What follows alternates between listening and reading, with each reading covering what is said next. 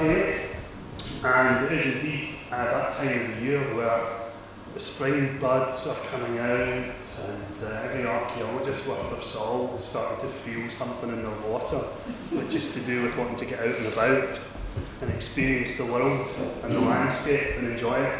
And so I'm going to not so much look ahead as to what we've got in store for next season at the site, but think back to last season and some of the cumulative impacts of the field that we've been undertaking at Cairns, the site we've been digging down in South Ronaldsay since, sighing, grown as I say it, since 2006, which was our first field season at Cairns. So last year was the 13th season on site because we weren't on site in 2011. We think we've got another couple of seasons of work to go, and we've got a series of aims and objectives with the project that we'll go into in a little bit more detail shortly. And just in case you were in any doubt whatsoever that the technology would work, it's working, okay. In case you were any doubt as to the location, there we are. The wonderful British Isles, the far north, the Orkney Archaeology, seen here on the right-hand side, and South Ronaldsay, and down the southeast side of South Ronaldsay, near the Bay of Winnock, starred in that picture, is where we're located. And we're actually not right on the coastline. Anyone who still harbours that idea that Brochs are exclusively a coastal phenomenon, so this will put you right. They're not all on the seashore. This one's about 43 metres above sea level, so it's not terribly high up, but when you're there, poised over the landscape, standing on the site, it actually has a feeling of being much higher up. It has an incredible commanding view across the landscape. You get 360 views, well almost 360 views, across the North Sea and Winnock Bay over to the east, and then over to the south and southwest, over to Scapa Flow. Very commanding, very dominant views. And the other thing, almost as important, I think perhaps even more important in terms of the location of the Broch that was located on the site, is that you can be readily seen from quite a far distance in that landscape. And that would have been even more the case 2,000 or 2,500 years ago when that building was first constructed, when it was a very high tower-like structure. We're very lucky. We've got a very well-preserved site. We've got lots of three-dimensional archaeology, the kind of thing you've come to expect in Orkney, really. It's a few years since we've seen Brochs excavated in this way in Orkney, where you get an expansive view of the remains themselves, and we've been very lucky to have lots of visitors come and see what we've been up to over the summer months, over the last few years, and so I very much encourage people to come down again in June and July when we're digging and see it for yourself. And photographs really can't do it justice. I spend the closed season every year from time to time pondering the images and thinking about the archaeology after we've finished the digging. And it kind of gets you into a mindset of thinking, well, that's what the site looks like. And then when you actually get back on site again in the summer and uncover it, and you see these structural remains, it's just awesome. It's just incredible how substantial and monumental the site actually is. There's a whole range of different structures and buildings from different phases. Not only do we have three-dimensional archaeology, you can wander around and you get a sense of the access and the physicality of what it might have been like to be an inhabitant there 2,000 years ago. But you even get, fully roofed over three-dimensional structures in that sense. So if you're after archaeologies of embodiment and inhabitation, you can't get much better than these kinds of novelised data sets in that sense. It's a beautiful landscape as well worth visiting. That's our aims and objectives. I'm not going to go you rigid with those, but we have these three key targets. Every long, complex piece of excavation worth its salt has to have focused targets. We have to have strong research aims. Otherwise, we could just go on digging forever. And actually, sometimes it feels like that's exactly what we're doing anyway, even though we do have very strong research aims and objectives. But number one there is to investigate how that rock was built, its multi-phase use and occupation, what the circumstances of its abandonment were, and to understand the associated contemporary buildings in and around that central Broch.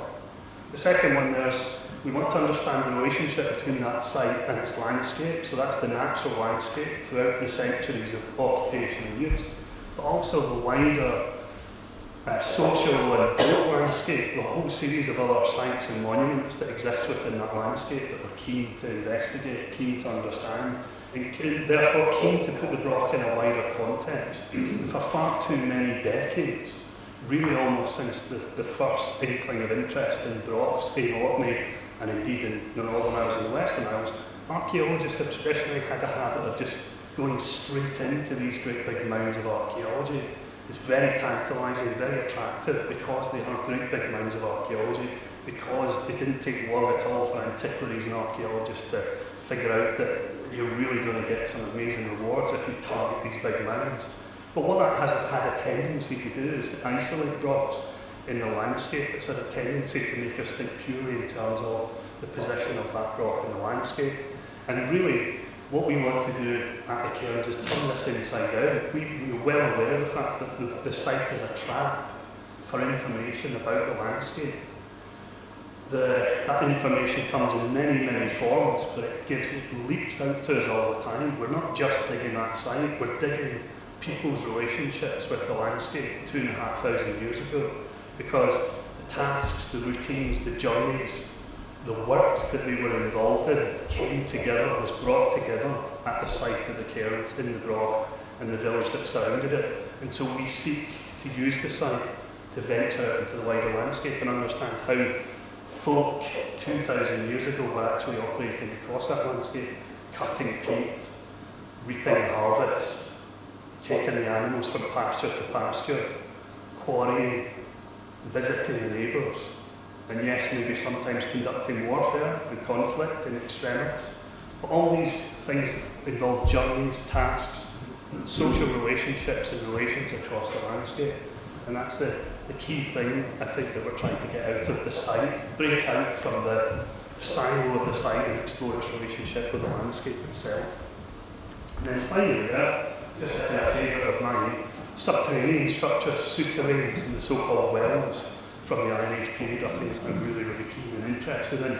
So we wanted to explore this site with the hope that we would find some of these sorts of structures and to try and understand them a bit better and a bit more richly than perhaps the project. It's actually out of date, 13 seasons of excavation, 18 Iron Age buildings that we've excavated wholly or in part over the proceedings, thousands of artefacts, over 100,000 individually hand-recovered pieces of animal bone, and thousands of environmental samples that we've recovered in order to try and capture an essence of those very relationships with the land that I was just speaking about a moment ago. It's very rich in artefacts, typical Arcadian Middle Iron Age to Late Iron Age site, lots and lots of lovely goodies for us to fetishise over, but really there's more to the artefacts than that, of course. Again, they're telling us about people's activities and about their relationships and about their identities as much as they are about their tasks and their work and the things that they did for a living, as it were. So there's pottery, there's stone tools, there's wonderful metal preservation conditions as well. So bronze and copper alloy pins and pieces of jewellery and the like are preserved to us very well also. And of course we've also got things like stone tools of one kind or another, coarse stone tools, spindle whorls for textile production, lots of pottery for us to get our teeth into and do a kind of analytical work with that and see what people have been eating, how they've been cooking, how they've been processing food, how they've been storing it. All really important dimensions of, I suppose, the subsistence strategies of these communities, the community of farmers who lived and worked over many centuries at the Cairns. Bone artefacts like these, wonderful long-handled weaving combs used on looms. We've recently been able to prove through experimental work and the application of one of our wonderful master students at the Archaeology Institute. One of the really interesting things about the site that we can do today with the wonders of modern archaeology is look at the site both in terms of the macro scale of things and the micro scale of things. That's really important for us because for many long years, lots of dimensions of what we could call the archaeological record were not taken up, they weren't utilised to their full capacity. It's only really with the advent of modern scientific and analytical techniques that we were more able to really get to grips with some of these objects. So the big stuff is in your face. So the Broch itself, as you can see there, it's got a monumental structure, very large building. There's muggins there, can you see me? That gives a sense of scale. That's me on the staircase in the wall thickness of the Broch, so it gives you a sense of the sheer scale of the building, the central Broch building. And at the micro level, from those soil samples, we sift and sieve and sort literally millions probably of tiny pieces of bone, fish bone, microfauna in the form of mice and voles and other little rodents that have been making quite a nice little living, thank you very much, in the human waste products of the Broch inhabitants themselves. And then things like this, just as an example, lovely little objects and artefacts, an array of glass beads, most of which have beautiful colours and patterns and would have been worn as very distinctive items. We wish we could say more about how they were worn, but it's difficult because where the dead are in Iron Age Orkney, and indeed in Iron Age Scotland, for the most part, is a bit of a mystery. We don't find very obvious remains of cemeteries in funerary archaeology, and so it's difficult to be sure, in the absence of lovely formally set out graves, how personal items like jewellery, beads, metalwork would have been worn on the body. And that's where the kind of micro-analysis can come in, actually. So here's a particular type of bead. It's a dumbbell bead. Again, one of our undergraduate students just last week was puzzling over this object for a piece of small project work that he's engaged in at the moment. And Gary contacted Fraser Hunter and the National Museum, and between the two of them, having a discussion about it, it seems it's one of these things shown in the centre there, a little dumbbell bead, a glass toggle bead. Now that's all well and good. It's lovely to get these little flashes of colour and beauty, and they give us an inspiring sense of how people attempted to present themselves and their identities to each other and the wider world. But things like this, when you look at it under a microscope, really interesting. So I won't bore you with the details. I wish I had a video of clackers, because that would really explain what's going on here. Does anyone remember clackers from the 70s and 60s? Yeah. Well, when clackers hit each other, they do a thing called Hertzian contact. So it's when two spherical bodies of a certain mass hit against each other. They create these funny little half-moon shapes, these little C shapes. Now this is microscopic. You can't see this with the human eye under normal conditions when you look at the bead. But when you look at it under a microscope like this, you can see that wear, or at least I hope you can make out that wear. Now we know it's wear and not just a product of the manufacture of the glass bead, because, I don't know if you can make this out, but you see this funny groove, this little shallow gully coming right round here. That's the impression from the metal tongs, the iron tongs that were used to hold this glass when it was very hot indeed, to hold it, to control it while they're manufacturing that dumbbell shape. And if you notice, down this corner of that impression, that gully, our little C-shaped marks have eroded the tongs. Oh, by the way, did everyone get the Glaswegian cultural reference at the top of the title? Good stuff. I was hoping you would. So what you've got here is wear that's cut across the original manufacturing evidence, and that's telling us that that wear is actually happening during the life of the bead, the use life of that bead. Now the important thing about that, about this Hertzian contact point detail, which hasn't really been noted in glass Iron Age beads before, is that when it's been noted in other parts of the world, the beads are used in really extravagant gestures. You have to be doing something really quite extravagant with high energy in order to create this wear. So we're talking about things like dance, we're talking about jumping, we're talking about very energetic agricultural labour, that sort of thing repetitively happening, and it leaves these thousands and thousands of little contact points. But that's really, really important, because A, what it's telling us is these single beads that we recover archaeologically randomly across the site are often strung together in necklaces, which you might have intuitively thought might be the case, but we don't really have any evidence for that. And then secondly, it's telling us about a range of bodily positions that people 2,000 years ago might have taken up. And things like their cultural lives, their social lives involved in dance and extravagant gestures, and the kinds of things that you might see in ethnographic footage of the Maasai with their elaborate dances and involved in rites of passage and initiations and ceremonies and that kind of thing. Is it actually literally possible that we can see microscopic evidence of that kind of activity, writ large or rather writ small, in these little glass beads? It's something for us to work on, so we're going to be doing some scanning electron microscopy over the next year or so to bring this out, to map this detail and really see what's giving rise to it. And we're going to do some experimental work as well, so if anyone wants to join us in a little dance whilst you're wearing lots of glass objects hanging from your body, then you're as mad as we are, but you're very welcome to join us. Well, after that bit of an introduction effectively to something of the site, what I really want to talk to you about are Brochs and beyond. I want to talk a tiny bit about Brochs, and then I want to go beyond Brochs. Now, I borrowed the title, slightly paraphrased it from a book from the late 1980s, edited by a great Broch scholar himself, Ian Arnott, and it was called Beyond the Brochs. And the theme of that book was really to look in the age that came after the Broch, still within the Iron Age, but in the post-Broch period, and to see what legacy and inheritance these great Middle Iron Age communities, the Broch builders, had to pass on to their descendants. I'm talking about into the Pictish period and the like.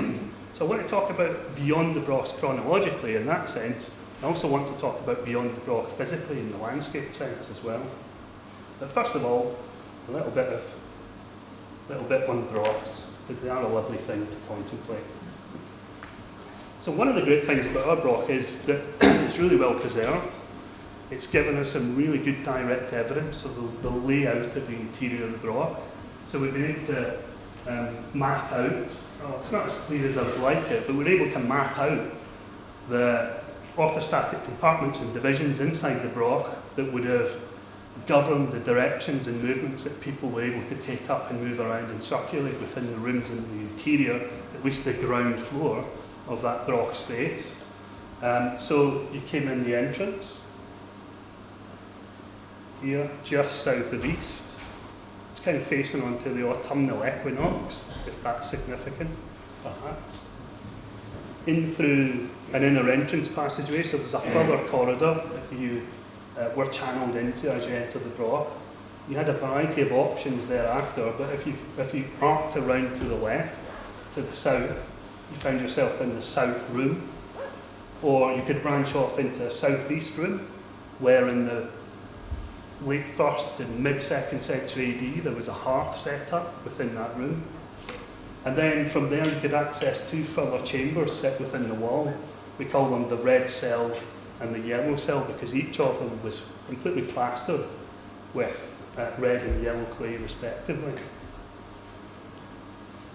From the south room, you could enter the intramural staircase and wind your way up within the thickness of the wall of the Broch and almost certainly spill yourself back out again above the ground floor into a first floor, probably a whole floored apartment above, and probably another one above that. So really substantial floor space, really quite large houses, probably housing quite a large number of people in of themselves, never mind the fairly extensive settlement network round about them. You could also go into the central room where there was no hearth, unusually for a Broch, so our Broch is a bit unusual, at least in this phase.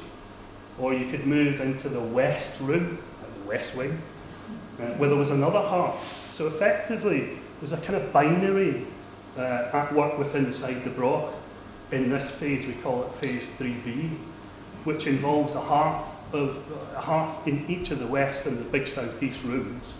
And those hearths are relatively similar size, and there's no central hearth. And it looks like there's quite a complex arrangement and division of space internally inside that Broch. And that's quite different from what have been traditionally noted in Broch excavations, like the wonderful excavations at the Howe outside Stromness in the late 70s, early 80s, or other sites, early Iron Age wall roundhouses like the Boo, again near Stromness. So there's something a little bit different going on in the Broch at the Cairns. You could go into the North Room, where you could wind your way around and find yourself at the opening into the underground structure and descend down in an anti-clockwise direction, down below the Broch, 2 metres below the ground floor into an underground chamber. More on that in just a moment. So we're very lucky, we've got a kind of complete floor plan of the way in which that Broch, the architecture inside it governed movement, at least at that phase. One of the things we have to be aware of is the fact that this could very well be just a secondary phase, refurnished and refurbished internally. And certainly a number of archaeologists have suggested that that's exactly what you tend to get, is that in the original manifestation you may have a central hearth with a large open area, circular concentric area around that hearth, and a series of radial partitions or divisions around the periphery of the interior.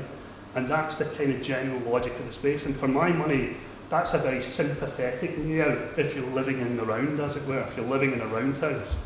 That's a very different sort of space to occupy from a kind of rectilinear, rectangular building, the kind of boxy shapes that these days we're actually quite familiar with and more used to in terms of rooms. And this way of demarcating the space is a little bit less effective and maybe a little bit ergonomically less efficient than that basic concentricity and radiality that you get with a central hearth and a big open area and bays around the side.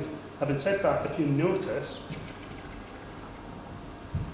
can you see the little green partitions around the edge?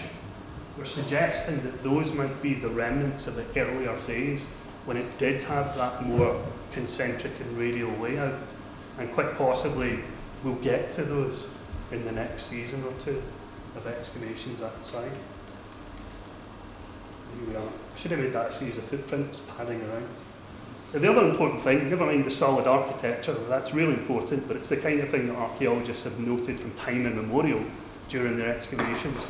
But the other thing that's really important is we've got really good floor preservation, so the soft stuff, the lovely unctuous, greasy floor deposits, the human filth that is the waste products and the detritus left behind by the inhabitants of that Broch. And for us, of course, as archaeologists, that's manna from heaven, because it's the rich soup of day-to-day life building up inside these structures. And we're very lucky, in a sense. Maybe it's brought about by their misfortune, because of the particular location they built the Broch, and because of the slope it was on, it seems like they had problems with drainage from early on. And instead of doing the usual thing that's been noted in Broch sites like Scalloway and Shetland of shoveling out the filth and the floor waste as it became a bit old and jaded and tipping it out into byres and fields to manure the fields, what it looks like they're doing at the Cairns instead is they're building themselves up. So we've got at least 0.5 metre of floor deposit built up inside the Broch, possibly more, and there may be as many as a dozen floor deposits within that we can see with the human eye, and there may be hundreds in terms of the microscopic evaluation of those floor deposits. And it seems to be that because conditions are a bit damp down there from quite early on, instead of shoveling out the waste, they've just built up and built up and built up and built up. So their misfortune may well be our gain, because it means that we have a complete sweep of floor deposits from the get-go, from stage one of the occupation of the Broch through to the very end. And for us, again, that's an incredibly lucky set of circumstances, and these are some of those floors there.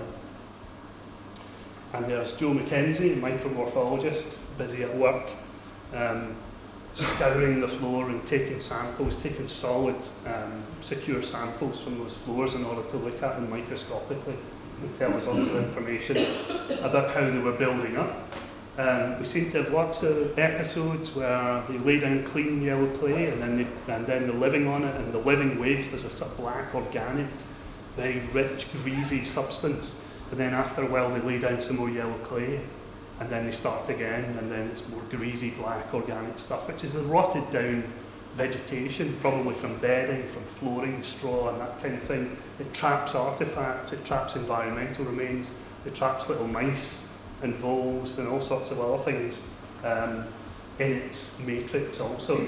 And you get a sense of these lovely, beautiful, vivid, colourful lenses of floor deposits based on the build-up in these structures, so you can see in this really reds and browns and black detail. And of course those floors are also very rich in artefacts, so we've got things like lovely bone objects. This is possibly the handle from a bow drill that's made out of a piece of red deer antler. And there's loads and loads of objects that are coming out, and so what we're doing is we're charting and mapping through time the distribution of the objects across the surface of the Broch interior, and we're also recovering the environmental remains, and we're recovering the chemical signatures from those floor deposits, so we're mapping and charting out the activity areas around the Broch to understand who was doing what, where, and when through the life of the Broch. At least that's the theory. We'll get a lot of good information out of it. What we won't ever really fully understand is how much information we're missing. It never found its way into these trapped floor deposits in that sense. And of course it involves thousands of these things. Big ice cream tubs that we fill with litres and litres of soil deposits. They get sieved and sorted and looked at, and all the lovely little detritus comes off of that for us to have a look at in terms of micro artefacts and the like. But one of the things I just want to move on to talk about, one of the things that's always really appealing to me is these underground structures, and I mentioned the so-called well underneath the floor of the Broch. It's something we found a couple of years ago. We didn't really do any work on it until last season, where we fully excavated it. We had hopes that it would allow us to get an insight into the environment, that it might well be, again, a trap for even more exceptional environmental remains. We didn't have a clue how rich and how lovely that would actually turn out to be. Here's the well. Oops. Here's the well on the right-hand side here, looking down into it. You get a sense of those stairs descending down, 7 stone stairs leading down into a rock-cut chamber underneath the floor of the building. And here's the position of that in the Broch. So it's the far north interior of the Broch itself. It's a picture of those lovely stairs once we'd cleaned them up. It's amazing to think that we were the first people to tread those stone steps for, since the mid-2nd century AD or thereabouts. Quite incredible. And as we were excavating the silty fills, very wet conditions, we became aware that we were dealing with anaerobic conditions. So oxygen had been purged from these silty deposits. They'd been capped in a thick grey sludgy silt, which sealed some of the lower deposits in the base of that well-type structure. So we were getting twigs and branches and bits of bark and leaves and all sorts of things that looked as fresh as a daisy. They didn't smell as fresh as a daisy, but they looked as fresh as a daisy. And so that was a sort of first hint and indication that maybe we could get some really good stuff out of this. And then it wasn't long before we had this little artefact, carved wooden peg, almost like a tent peg, and it was found kind of rammed in to the silty deposits and the kind of rushes and other vegetational material that was sat lower in the well, as if it was pinning those down into place.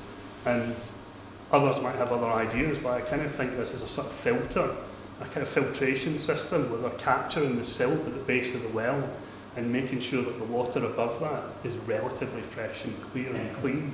And this is trapping all those silts.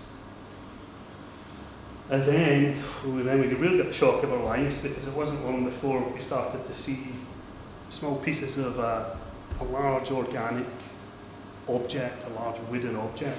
And it's this wooden bowl. And I don't know if you can see, you probably can't quite see, but it's in this position here. You can just about see the rim there, and another piece of that coming round, where pieces of it came free or were loose, and we were able to clean them up and marvel at them for 2 minutes before we had to get them into water and get them protected and keep them chilled so that the wood would be protected.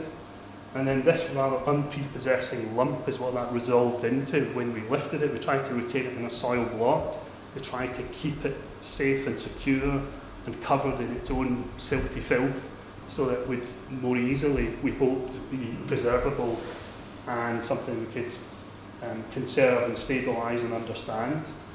Got it in a crate, got it into a fridge, still mucky and filthy. Dr. Scott Timpany from the Archaeology Institute was able to take a tiny, tiny fragment of it and look at it under a microscope and tell us, even during the excavation, that it was from an alder tree. So quite a large vessel. And it does make you wonder, was that really growing in Orkney 2,000 years ago? And we're not really sure on that, and there might be some interesting research to follow up in terms of trying to figure out whether this object was an import and brought into Orkney, or whether it was, in fact, homegrown in that sense. The peg was a different wood type altogether. It was willow, so you can see the difference under the microslides there between the alder and the willow. So it's interesting, we were getting objects that evoked wetland environments. So you can imagine alder and willow both growing in close proximity to sort of wet edges of lochie, boggy kind of wetland environments, wet woodland in that sense. And a lot of the plant material, lots of the other bracken and sphagnum moss and other materials also kind of evoke that kind of wetland environment. And there's a bog just at the very foot of the hill, which we know that they were in cutting peat 2,000 years ago, and finding bog ore that they used to smelt to make iron and the like. So we know that they're very much in touch with that environment 2,000 years ago. Went off to the conservators in AOC, a unit based in Edinburgh who specialise in conservation and even more so in wood conservation. This is then working on the bowl. That's the bowl seen from above once they'd excavated it. So it's a lovely, lovely object, or most of the bowl at any rate. There's another view of it. Beautiful pot-bellied kind of vessel, quite exaggerated kind of sides, and then lovely carinated, that's to say, shouldered sides, and then a lovely everted rim, a lovely kind of outswinging rim. And then one surprise for us was that it had a handle, long gone, it would seem, but it had a handle originally, and a little decorative roundel or panel that sat around that handle. So this was a handled object. We think it would have been too heavy when full of liquid or the like to actually have conveniently used that handle. So it may be more likely that handle was used for hanging it or suspending it away when it wasn't in use. And then the other thing that was really surprising too, is a really eye-opener and really, really, really exciting, is that the bowl had been repaired, not once, not twice, not 3 times, but 4 times, using a variety of different means. One of those means was these wiggly rivets, quite exceptional rivets. I'll show you a close-up of them. Little corrugated or wiggly rivets, 16 of them had been tapped in to close a gap and keep that bowl tight and shut together, quite close together. So that's these wiggly fellows here, made from copper alloy. And glue had been applied partly as well, so this yellowy substance over here is some kind of glue or sealant applied to the outside, presumably to keep it watertight. It's one thing to knit it together with metal clamps, it'd be another thing to keep it actually non-porous. So it looks like they've been applying a sealant or a glue on the outside too. Just by way of a quick digression, the only other sort of tradition of wooden bowls that you can identify with this kind of repair work on them are really sort of 19th century bowls seen in North Africa amongst the Tuareg. And that's one of them here. You can see the same wiggly rivets. And I'm not for a minute suggesting there's any cultural association or throughput between the Iron Age here in Orkney and 19th century Tuareg. But I think it is interesting to note that these round bottom bowls that the Tuareg used were fundamentally women's possessions. They were used in tents, they were used for hospitality, they were also used for apparently quite banal matters like milking goats and camels and the like, but actually that was very important because that milk was often offered out in hospitality from hand to hand around a Bedouin tent or a Tuareg tent. And these tazawat bowls, as they're called, were held in great renown. They were passed on from generation to generation, and so often they required these repairs because they were heirloom pieces that denoted lineage and belonging to particular families and clans. So whilst I don't think anything like the detail could be reasonably supposed to exist in terms of our own bowl from the Cairns, I do think that the special nature of that bowl, repaired endlessly over its lifespan, suggests it was an important object, maybe even a relic of the clan, the family, the group, whatever. Closer to home, Scottish parallels are 16 of these bowls from Scotland and Northern Ireland of an approximately similar date, 1st and 2nd century AD. The Cairns bowl is the largest out of them all, at 24 centimetres across the midriff. The other bowls from Northern Ireland and Western Scotland, places like Skye, like these two bowls here, were all found in peat bogs, every single one of them. So the Cairns bowl is the only one that's ever been found in an archaeological context. Although I do think it's suggestive and interesting that the conditions within which we found it almost mirrored and replicated the conditions you would expect in a peat bog. So again, that watery subsurface, that marginal set of plants and landforms that are evoked inside the base of that well. I'll go no further with that for now. Another surprise for us is that the bowl being looked at by conservators in the National Museum in AOC was taken to the National Museum of Scotland for them to have a look at the rivets, and lo and behold, they found some more of these rivets. I don't know if you can see them, hopefully you can make them out. There's 1, 2, 3. These rivets are currently down in the National Museum of Scotland, where they're being looked at by specialists there. They're working on the Minehow publication. So these rivets are from Minehow in East Mainland, that very well-known site that was excavated in the early 2000s. So we're going to do XRF work, we're going to do the chemical analysis of the rivets from our bowl and these rivets, and see if the copper alloys are similar or different to each other, to get a sense of whether it's just possible that they stem from the same workshop. So characteristic and fairly unique are these styles of rivets in an Atlantic Iron Age Scottish context. And we just had the radiocarbon date back for the bowl, so it's 1st or 2nd century AD, so it very much matches what we expected it to come out at. That's the death of the tree that was used to make the bowl. But if you look at the centre point, it's a game that archaeologists usually don't play because it's a bit too speculative. But if you look at the statistical centre point of the date, it's about 40 years or so earlier than the centre points of the radiocarbon date that comes in the same period of deposits for the sealing of the well. In other words, it's just about possible that we're looking at the longevity of the bowl there. Maybe it's 40, 50 years old, something like that, at the point in time it goes in the ground. And I think that would be quite commensurate with the kind of level of repair work that's happened to it.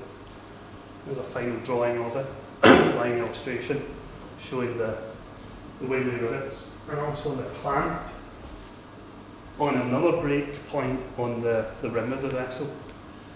And there are 2 staples in it as well, and another area over the other side of the bowl of these same wiggly rivets, so it's quite phenomenal.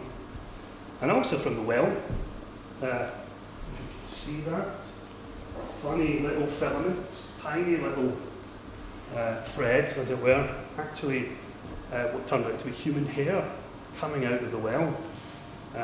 Strands of it, I think about 30 odd strands that we've recovered so far.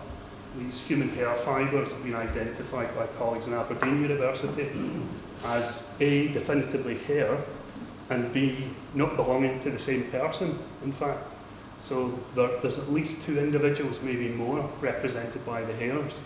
They're cut close to the roots, and they're cut towards the end. They vary in length from between about 7 to 10 centimetres and 10 to 12 centimetres in length. They therefore represent about 7 months to 12 months of human hair growth. And because hair is incremental in its growth, it lays down traces of diet, toxins, health, disease, alcohol, drugs, pathologies, all sorts of substances and effects, pollutions, so the presence of heavy metals that you would expect if there's lots of metalworking going on close by. All of that should be writ large within the hair.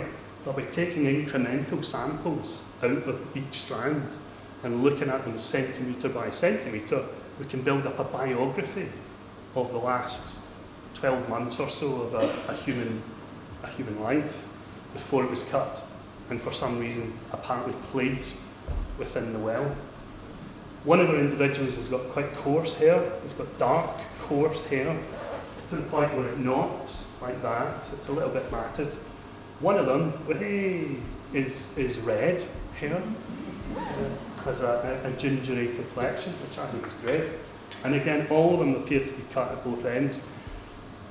Now you have to go with me on this one, but when you look around the world at lots of different traditional societies and you see hair cutting at work, very often it's not just a trip to the barber that's involved, particularly when it's communal, and particularly when that hair is placed somewhere particular and special.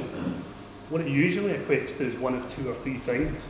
Either rites of passage, that people depile, they cut their hair, they shave themselves, they cut themselves, they scarify, they tattoo, they bloodlet, they circumcise, they do all sorts of things that mark out important stages in the human life cycle within their communities. Or the other way in which hair and nails and things are used is for magic purposes. So when you have to cut your hair, you squirrel them away, you secure them somewhere safe, in case somebody gets hold of them and performs sympathetic magic with them, which isn't sympathetic at all, in fact it's very hostile. You use a part of a person to reflect the whole, and by doing some harm to the part of the person, you do some harm to the whole of the person. So sorcery, witchcraft, that kind of thing, very, very often seen in ethnographic accounts and records of traditional societies around the world. Hair seems to be a particular thing in almost every society, hair and nails in particular. So I won't venture any further than that, but I do think there's something particularly special going on involving this bowl, involving that hair, involving the underground place, and I do think quite likely rites of passage are involved in that. I don't doubt for a minute the well is a well in the sense of lifting out water, but I would suggest that water is not for feeding the community or hydrating the community or the animals. There's not enough water in there for that purpose. It's special water for special purposes, I would suggest humbly. Okay, beyond the Brochs, the landscape. I made much of the landscape at the beginning, and it is really important, and it is fascinating. It's been wonderful to be able to break out of the Broch in the years that we've been excavating the site and to do landscape work. So here's the geophysics, and in the centre there, that's the Broch, hooked around with that green halo. And it's wonderful because the geophysics and trial trenching that we've done across the landscape has brought out other dimensions of what's going on in that landscape. So for instance, down up there, it's looking very faint, can you see that? Purple halo, purple haze, maybe, up there at the top. That's a Neolithic settlement that we've been able to trial trench and substantiate that there. That's probably a Bronze Age settlement over here. Collection of 11 or so roundhouses or double roundhouses, probably Bronze Age. We also think, or hope maybe more than anything, that runs into the early Iron Age as well and might well be the direct forebear community to the Broch, or one of the direct forebear communities to the Broch. There's a linear feature that runs off of the Broch front door, which we've been able to trial trench, which seems to be a drove route, that they would have taken the animals down the hill, past the ripening crops in the arable infield around the Broch, and spill those animals out into the lower pastures below, safely away from the crops. That's what that looks like, that linear feature's doing. In excavation, it seemed like a hollow way, a sunken track that runs up to the front door. Really interesting, quite unique. Quarries either side, which are clearly earlier than the ridge and furrow cultivation, which is the pre-improvement ridge and furrow agriculture. We don't know how earlier. We're going to test pit those next month, and we may even find that they're prehistoric, that these may even be the stone quarries, or some of the stone quarries used to actually construct the site, the Broch itself.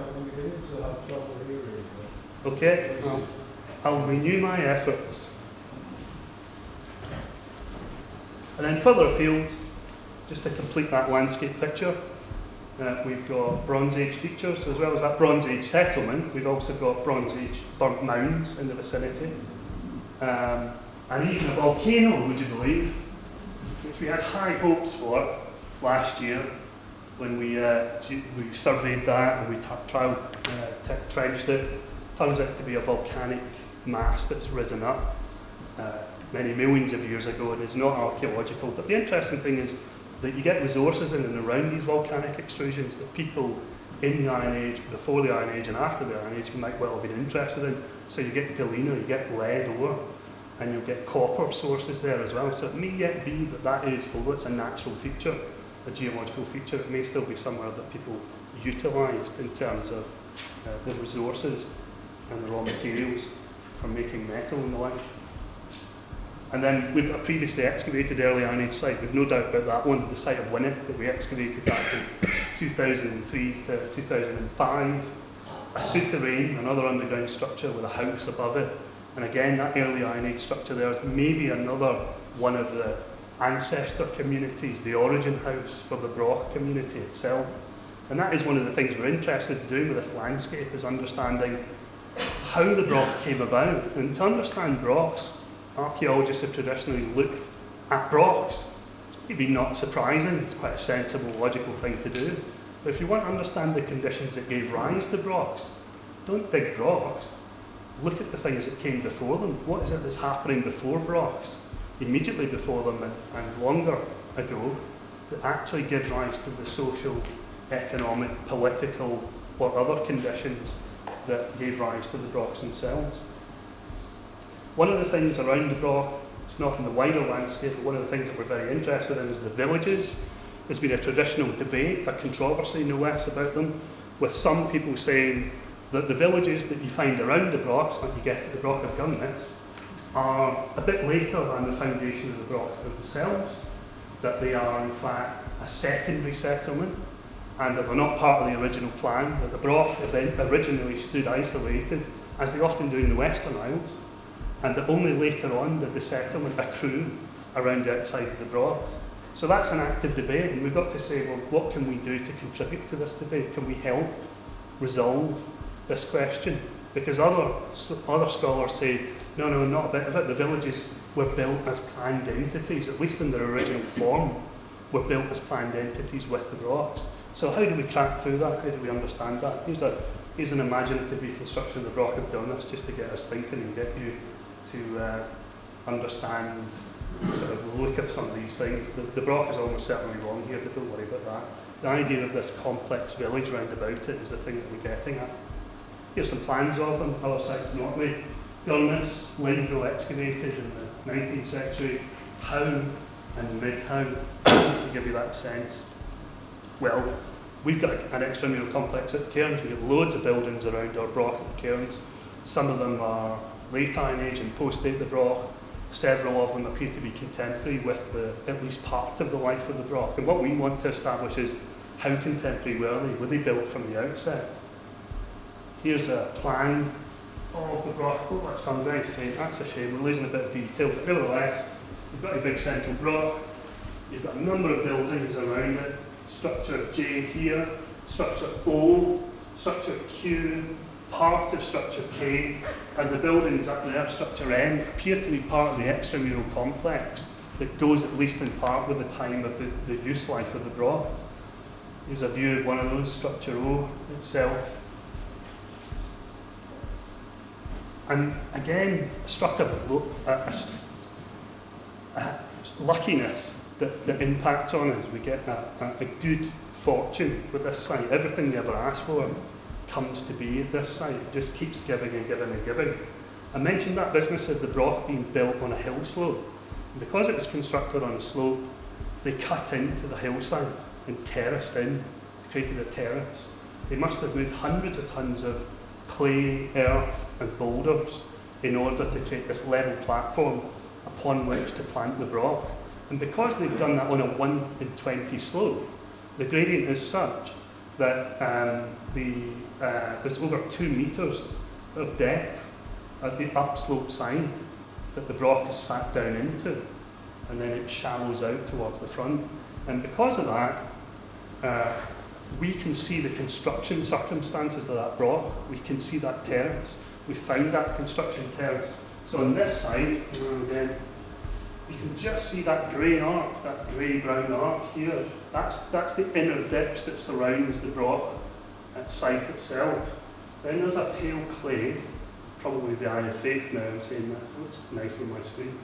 Not much good to the rest of it. And then on the inside of it, there's another cut.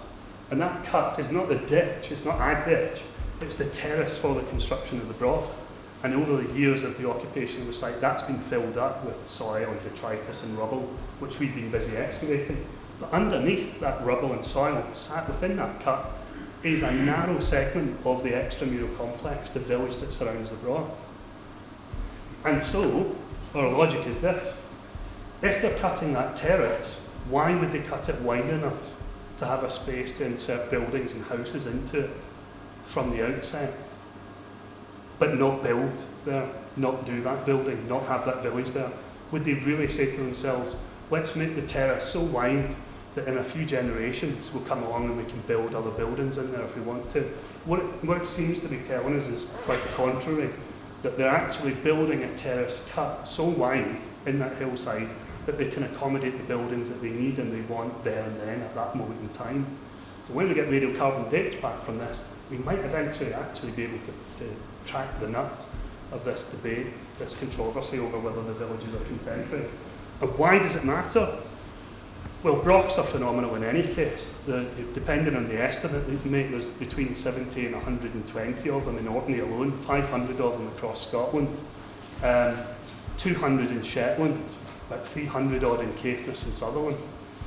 That episode of monumental building requires incredible societal energy to effect in of itself. But if you add to that the fact that many of these Broch communities actually had planned villages built from the outset around them, then the phenomenon of the Brochs actually becomes even more substantial. In terms of social change, in terms of change in the landscape, the economy, society and politics, that's an even bigger sea change than it would have been alone just from the 500 or so Brochs. So that's why it's important to understand whether or not these village communities are established from the outset and contemporary with the Brochs. Just another aerial view of that cut and that terrace, although I don't think it's showing so well in this picture. Front of the Broch, the ditch around the Broch, you get a nice clear view of it here. And around the front it splits and bifurcates into multiples, and we can just about see that in the lower field, the other side of the field boundary, so it's a complex series of earthworks and ditches around the front, so it's an even more imposing presence for a visitor or someone coming up the hill to visit that site. And that ditched enclosure is very much contemporary with the Broch. The ditch system itself is something that we can tell stratigraphically is something that would have went in tandem with the construction of the Broch. So again, why is it including such a large space? If we're to think of that as an empty space for generations before they build that village, it just doesn't make sense in my view. And there's a profile of that ditch there. Okay, moving swiftly on, the later Iron Age. We've got, first of all, the very first episode of post-Broch settlement, we've got a souterrain, an underground structure built into the entrance of the Broch at the very moment in time when the Broch is out of use. And not much more than that. That's the mystery. We don't have the immediate post-Broch Iron Age settlement. Of course, the answer to where it is might be that they're occupying still some of the buildings that surround the Broch, even as the Broch has gone out of use. But nevertheless, it is a bit perplexing that the first stage, immediately after the demise of the Broch, when they pull it down, they reduce the height of the thing and fill it and pack it with rubble, the first thing they do is build a souterrain, an underground structure, which reuses the entrance of the Broch. And that's quite odd, but very, very interesting. That's the inner end of the Broch entrance. It's blocked up, it's sealed up entirely, and that wall that seals up the entrance creates an open space, creates a space, it retains an open space in that passageway, that entrance passageway of the Broch. And out the front of it, they hook up a curving passageway to that that connects to that chamber, and so it creates this underground passageway that does a dog leg that turns into the entrance to the Broch itself. Another view of it. Of course, it was roofed when we first excavated it, or mostly roofed when we first excavated it, and perched on that roof was a really interesting installation of a rotary quern That's to say a grinding stone for grinding out grain and other materials and products. Placed inverted, upside down, on top of another one. The lower stone is cut into quarters, the upper stone is broken in half, and then the two halves brought back to almost together, but kept apart with the insertion of a stone wedge. Some very strange practices going on here. And that quern was perched over a gap in the lintels of the roof of the souterrain, and you just have to wonder exactly what's happening there. Is something being poured through that hole? Are there utterances being made? Is it communication? It's certainly not in situ grinding, because the stones are broken and inverted. They're out of their working stance. So there's something very curious and interesting going on. This coming season, we'll see the final completion of the excavation of the souterrain and the occupation materials or the floor deposits inside of it, and we hope to get a chemical trace of what may have been poured into there, if that's what's going on in that particular instance. And there's many examples of this kind of strange depositional practice at work on site. Another one is this. I won't go on for long about it. Just outside the front door of the Broch, almost exactly the same time as the souterrain is constructed, there's a whalebone vessel placed against the outer wall face. Two left-sided red deer antlers are placed against it. A large saddle quern, an earlier, slightly cruder form of quern grinding stone, is rammed up against that whalebone vessel to really position it into place and keep it there. Inside that whalebone vessel, carved from the backbone of a whale, are two newborn lambs placed, a range of shellfish and fish, and a human jawbone.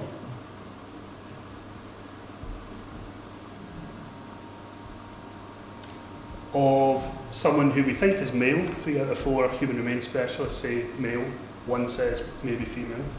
Genetics will get to the bottom of it eventually. Almost toothless, just 3 teeth left. The rest of them have been resorbed. This individual's maybe in their 50s, but more likely a couple of decades older than that still, maybe even older than that. So not much age by today's standards, but by the standards of the Iron Age, probably a pretty long life.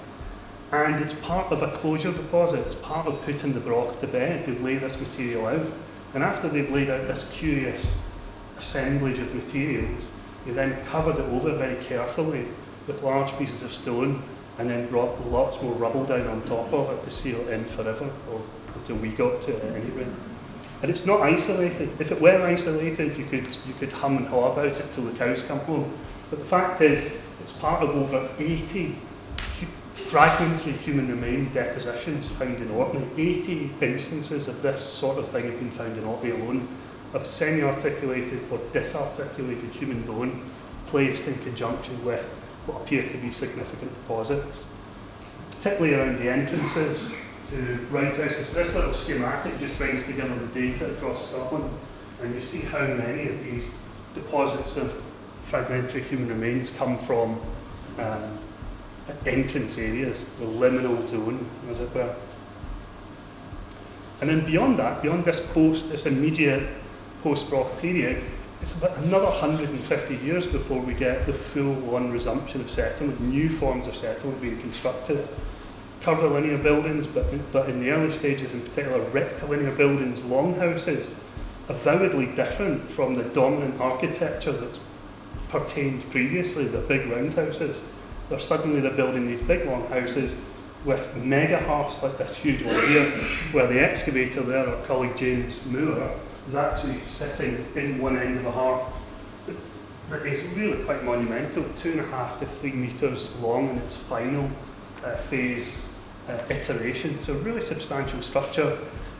And the Cairns is a bit odd because normally these post-Broch buildings get built around Brochs. You know, late Iron Age into the Pictish period, they get arranged around the outside of Brochs, sometimes using the masonry from the earlier Iron Age structures. At the Cairns, they're doing a weird thing. They're building into the built fabric of the Broch. They're nibbling into it, actually biting into it, and putting the buildings in the areas that they've cleared and removed from the fabric of the Broch itself. Or in some cases just building out over the infilled interior of the Broch itself.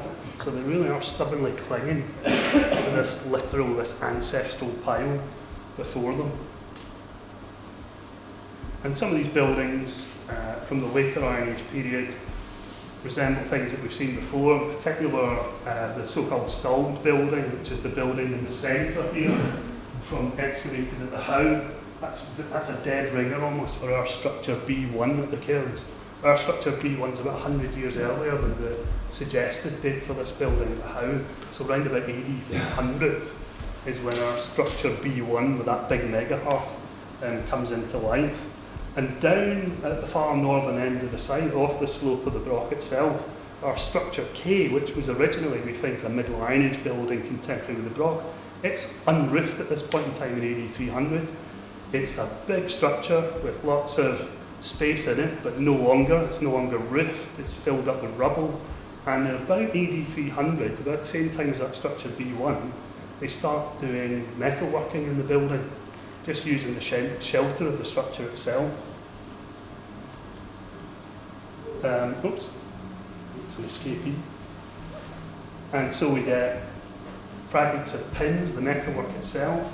We get whetstones used for honing and polishing, burnishing metalwork. We've got furnaces, and the tuyeres, that's the clay nozzles, the interface between the bellows or the blowpipes and the sides of the furnace themselves. We've got lots of nice moulds, a huge collection of moulds for casting objects, rings, pins, brooches, lovely things, both the moulds and some of the products themselves. So you've got a ring pin mould there, and the fragment of a ring pin there itself on the right. You've got moulds for casting decorated pins, and they're all happening in the remains, the aftermath of this Broch building. Another in situ shot of one there. That's a pinannular brooch, kind of lovely little cloak brooch that would have gathered together gems. More of them, over 60 of them altogether, strewn across this area, around about AD 300. There's some with pin shafts, some with hooked heads, ring head pins. That's a reconstruction of one, digitally cast and 3D printed in bronze for us by one of our master students. And that just gives a kind of sense of that mass of metalworking detritus from that period on site.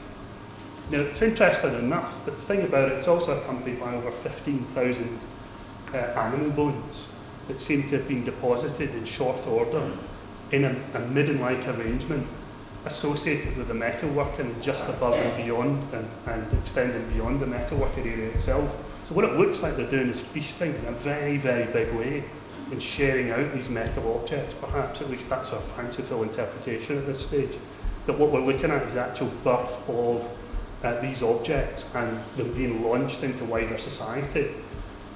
These pins, brooches and rings are almost certainly tokens of belonging, of identity, of membership of the group.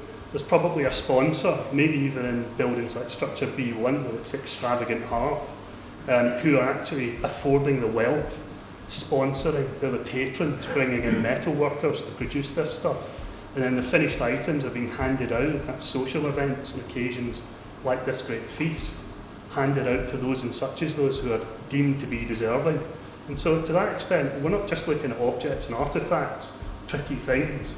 We're looking at potentially the glue that's binding together post-Broch Iron Age society, that mechanism for bringing them together. These objects are exchanged. It's not a consumer market. It's not a monetary economy. It's you show your status, your belonging, your deserving through probably agricultural labour, but maybe also service in warfare and conflict as well. So I'm going to finish off, more or less. One of the things I like to think about is, what does this all mean? As you would, as an archaeologist, you've got to sort of contemplate these things. I hope, hopefully over the course of what we've been talking about, we've been sort of eking out some interpretations and meanings and significance as we've gone. One of the things that I find interesting is that in the midst of all this change, and I've only really summarised and very kind of crudely characterised the full detail of the change that's witnessed, building to building, area of site to area of site, over the long period of centuries over which this site was occupied in the Iron Age. And there's some really massive monumental changes, like that change from big roundhouses to much smaller, more delicate but quite refined longhouses, and then other multicellular structures and real changes in architecture, but there's also stability, there's also things that run through that period, and sometimes they're the most unlikely looking things. So anyway, this is the radiocarbon dates of the site, and whilst that's a lovely smooth curve, so you've got the earliest dates at the top, and then as you come down in time, in fact into the Viking period, you've got quite a nice gentle curve. That's the kind of curve that archaeologists and radiocarbon dated interested persons like to see. We like to see that in the radiocarbon dates because it suggests a nice smooth transition from time period to time period, structure to structure, feature to feature. But really the statistical deviations mean there's lots of things going on in between these points of light brought about by radiocarbon dating. There is stability though, as I say, and sometimes in the most unlikely circumstances, so we get lots of what we call animal bone groups on site. Little deposits, caches, if you will, of articulated animal bone. The kind of thing that was previously relatively ignored when excavators dug these things up. So what? It's a carcass of an animal. What does that possibly mean?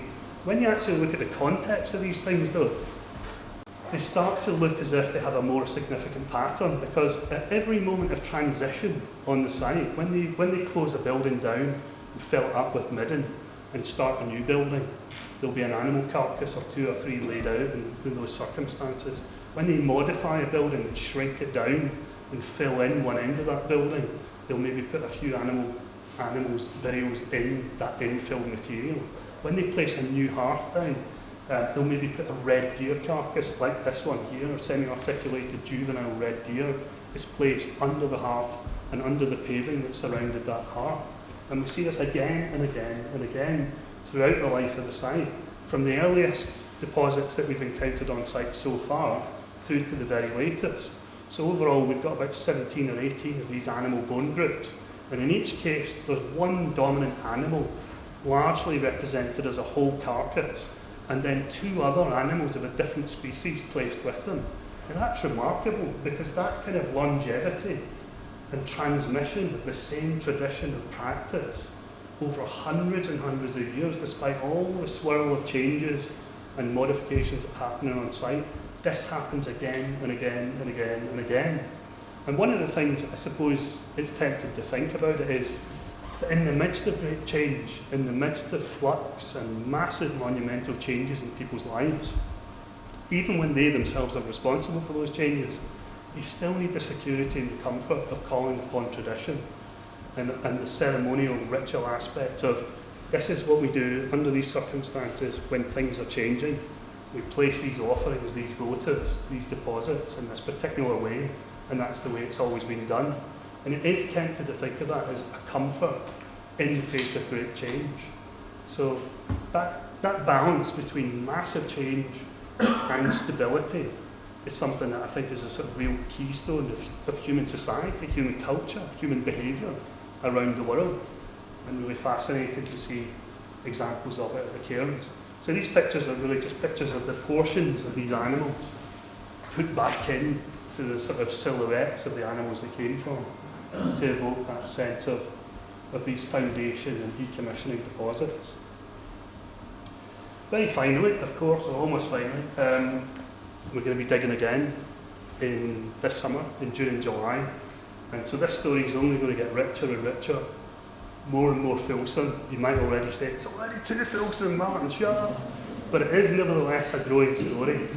And so we're going to be back there again for 4 weeks or 5 weeks kind of this summer, working on site and enjoying ourselves in the lovely Orcadian summer weather. So if you get a chance to come down and join us, there's opportunities to join us to find the stuff, and there's just lots of opportunities for you to come down and visit our open site and come and see what we're up to. So on that note, all that remains for me to do is put out the usual thank yous to everyone involved, which involves huge numbers of people, excavators, people that have helped, funding bodies, and in particular our landowners, Charlie and Yvonne Nicholson and their family and wider associates who've made our life not only tolerable and possible, actually incredibly enjoyable and rewarding as well. So they've been very good to us over the years, and I would just like to acknowledge them finally in my thank yous. So thank you.